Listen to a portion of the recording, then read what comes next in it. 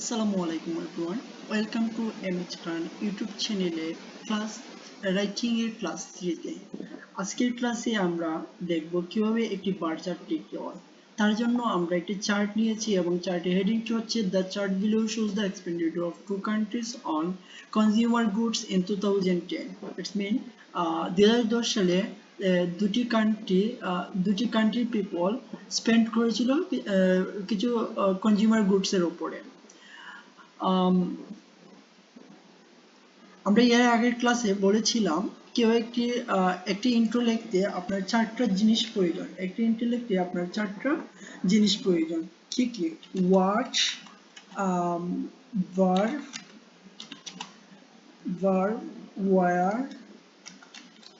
War, and wire. এখানে আহ wash হচ্ছে গিয়ে মানি, কারণ কোনো মানুষ কোনো কিছু কিনতে হলে তারা কি ব্যয় করে থাকে, অবশ্যই মানি ব্যয় করে থাকে। সো এটার ওয়াট হচ্ছে ভার্ব, মানে সাবজেক্ট হচ্ছে ভার্ব, সাবজেক্ট হচ্ছে মানি, এবং ভার্ব হচ্ছে কি এক্সপেন্ডিটর, কারণ তারা মানিগুলো কোনো জিনিস কিনতে গেলে মানি ক্রয় করে থাকে। ওয়ার হচ্ছে গিয়ে দুটি কান্ট্রিজ, আর দুটি কান্ট্রিজ হচ্ছে ফ্রান্স এন্ড ইউকে। আর ওয়াইন হচ্ছে গিয়ে 2010, মানে কত সালে ঘটনাটি ঘটেছিল। এখন আমরা যদি এই চারটি ইনফরমেশন ইন্ট্রোটি লিখতে চাই, তাহলে ইন্ট্রোটি দাঁড়ায় the bar chart compares the data about the amount of money spend on 5 different products in the UK and France in the year of 2010। এখানে the chart below shows এর জায়গায় আমরা লিখেছি the bar chart compares the data about হচ্ছে কি এক্সট্রাংশন। এরপরে the expenditure of two countries on consumer goods in 2010 K paraphrase করে লিখেছি the amount of money। এখানে অ্যামাউন্ট আমি আগের ক্লাসে বলেছিলাম যদি সাবজেক্ট চেয়ে আনকাউন্টেবল ওয়ার্ড হয় তাহলে আমরা লিখব কি the amount of। আর যদি সাবজেক্ট চেয়ে আনকাউন্টেবল যদি কাউন্টেবল ওয়ার্ড হয়ে থাকে তাহলে লিখবো আমরা the number of। আর যদি এখানে যে ডাটাগুলো দেওয়া আছে ওই ডাটাগুলো যদি পার্সেন্টেজ আকারে দেওয়া থাকে তাহলে আমরা লিখবো the percentage of।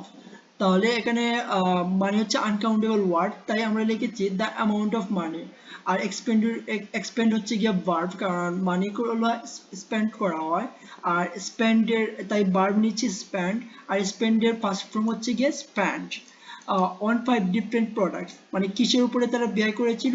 5টি প্রোডাক্টস এর উপরে, দ্যাটস গুডস এর উপরে। এখানে গুডস দেওয়া আছে, গুডস এর সিনোনিম দিয়েছি product, like cars, computers, books, perfumes, cameras.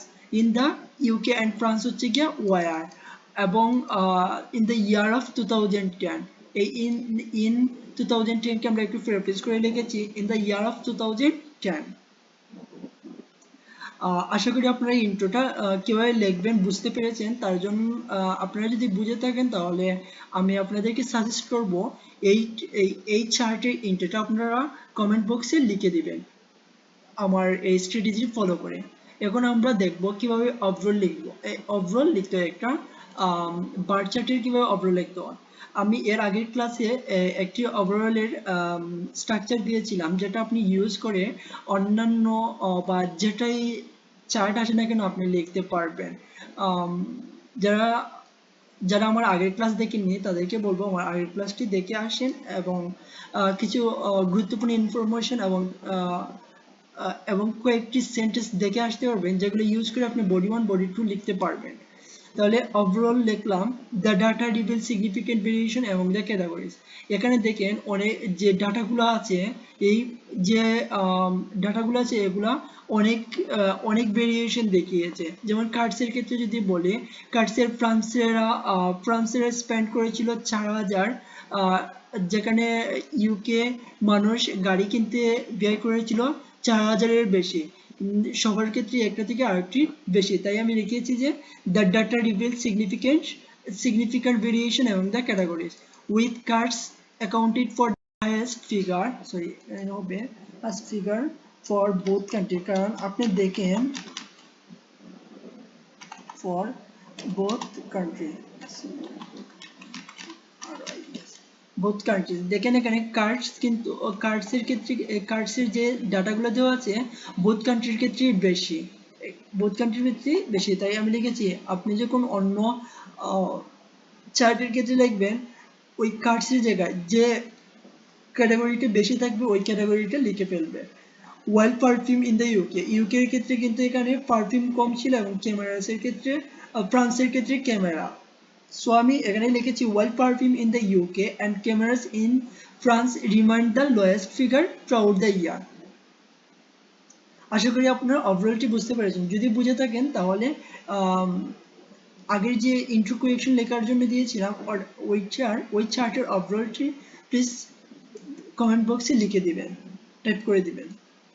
এখন আমরা দেখব কিভাবে বার চার্টের বডি 1 লিখতে হয় অথবা বডি 2 লিখতে হয়। তার আগে আমরা শিখব কিভাবে ক্যাটাগরি ওয়াইজ লিখতে হয় অথবা কিভাবে ক্যাটাগরি ডিভাইড করে বডি 1 এ লিখতে হয় এবং বডি 2 তে লিখতে হয়। আপনি চাইলে আপনার মতো করে সাজিয়ে লিখতে পারেন অথবা আমার মতো আমি যেভাবে বলি এভাবে লিখতে পারেন। আপনি এখানে কান্ট্রি ওয়াইজ লিখতে পারেন অথবা ক্যাটাগরি ওয়াইজ লিখতে পারেন। আপনি যদি ক্যাটাগরি ওয়াইজ লেখেন তাহলে এখানে ফ্রান্সের যে কান্ট্রিতে বেশি যে ক্যাটাগরিতে বেশি আছে এগুলা বডি 1 এ এবং যেগুলো কম আছে ওইগুলা বডি 2 তে লিখতে পারবেন অথবা আপনি প্রথম তিনটি ক্যাটাগরি বডি 1 এ এবং লাস্ট দুটি ক্যাটাগরি বডি 2 তেও লিখতে পারবেন। আমি এখানে একটু কম্পারিজন করে লিখেছি যাতে স্কোরটা একটু একটু বেশি বেশি হয়।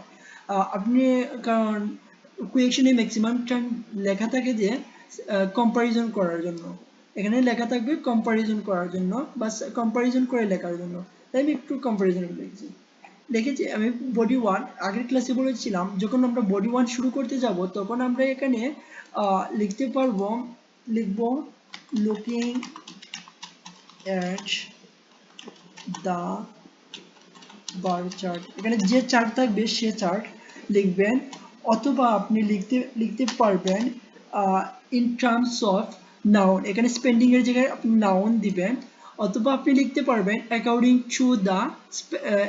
টু দ্য ফ্রান্স ইউকে অথবা কার্ডস নাউন হিসেবে অ্যাকর্ডিং টু দ্য পরে নাউন লিখবেন। এখন আমি লিখেছি কি the highest amount of money spend on cards in both countries. দেখেন আপনি এখানে কার্ডসের ক্ষেত্রে বোথ কান্ট্রি কিন্তু ফ্রান্স এবং ইউকে কিন্তু কার্ডের মধ্যে কার্ড কিনতে বেশি টাকা খরচ করেছে, তাই আমি লিখেছি এখানে লিখেছিলাম the highest amount of money spent on cards in both countries at more than 45,000 and 40 respectively in the year of 2010। Second sentence লিখেছি ইন দিস ইয়ার মানে ওই 2010 সালে the UK's people also spend their highest money on cameras. দেখেন আপনি এখানে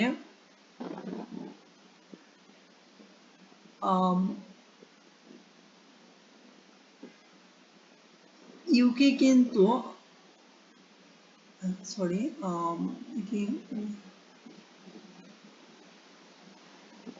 আমরা যদি question চার্টে দেখি আপনি দেখেন ইউকে কিন্তু ক্যামেরাসের উপর তার তার second amount of money spend করেছে, তাই আমরা এখানে লিখেছি the UK's people also spend their highest money on cameras. It was just over 35,000. It was also lots of different from France. দেখেন এখানে ফ্রান্স কিন্তু তার চেয়ে কম স্পেন্ড করেছিল মাত্র 15,000। এরপরে আমরা লিখেছি কি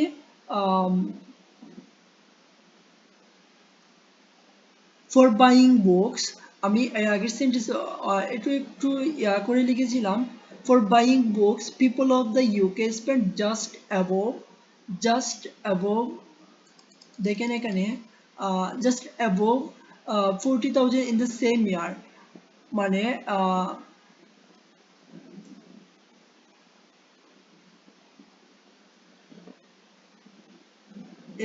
এখানে বুকস এর জন্য তারা 4,000 মতো মানি স্পেন্ড করেছিল এবং ফ্রান্স স্পেন্ড করেছিল মাত্র 30,000 মানি। তাই আমি এখানে লিখেছি নি, এই দেখো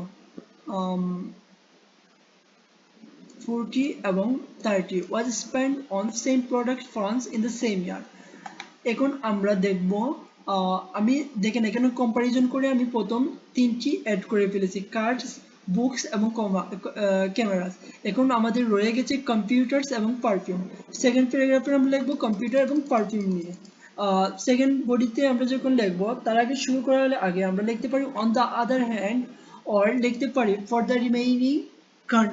দ্য রিমেইনিং ক্যাটাগরিজ, অর আমরা লিখতে পারি for the for the remaining categories. এখানে আর দুটি ক্যাটাগরিজ রয়েছে তাই আমরা ক্যাটাগরিজ দিলাম। যদি এখানে একটা ক্যাটাগরি থাকতো তাহলে আমরা লিখতাম for the remaining category, or আমরা লিখতাম ফর দ্য রিমেইনিং কান্ট্রি। যেহেতু এখানে আমরা ফ্রান্স আগে উল্লেখ করেছি তো আমরা এখানে কান্ট্রিজ উল্লেখ করবো না, আমরা লিখবো ক্যাটাগরি। এরপরে আমরা দুটি রয়েছিল, ক্যাটাগরি রয়েছিল, এক হচ্ছে গিয়ে কম্পিউটার এবং পারফিউম, এবং আমরা সেকেন্ড পেপারে কম্পিউটার এবং পারফিউম নিয়ে কথা বলবো। দেখেছি, দেখেন এখানে আমি লিখেছি the UK citizen spending was 35,000 money on computers in the year of 2010 হবে mistake. In the same year, people have spent their highest amount of money on these goods at just over 35. দেখেন কম্পিউটার্সে তার কম্পিউটার্সে France spend করেছে just over 35,000 অথবা nearly 40,000। আপনি যদি writing task মানে ডাটা মেনশন করতে চান তাহলে আপনি সবসময় about, approximately or less than, more than করে লিখবেন, তাহলে আপনার স্কোরটা একটু ইমপ্রুভ হবে।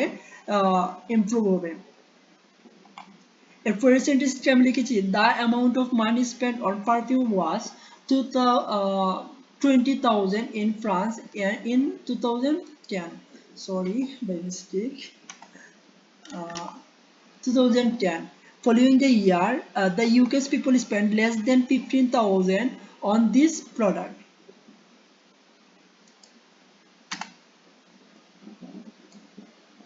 Again, এখানে পারফিউমে তার ইউকে স্পেন্ড করেছে 15,000, নিয়ারলি 15,000, আর ফ্রান্স স্পেন্ড করেছে কত 2,000, আর সেটাই আমি এখানে উল্লেখ করেছি।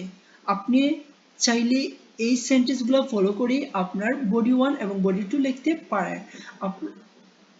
আজকের ক্লাস এই পর্যন্ত থাক। তার আগে শেষ হওয়ার আগে আমি আপনাকে একটি কথা বলতে চাই, সেটা হচ্ছে মনে করেন আপনি যদি এক্সাম একবারেই দিবেন, সো আপনি যেতটাই ইউটিউব চ্যানেল দেখেন না কেন অথবা যেত স্থানে পড়েন না কেন, সবসময় টার্গেট রাখবেন একটাই কলাম ফলো করার বা একটাই স্ট্র্যাটেজি ফলো করার। কারণ আপনি কিন্তু এক্সাম একবারই দিবেন, 10 বার দিবেন না।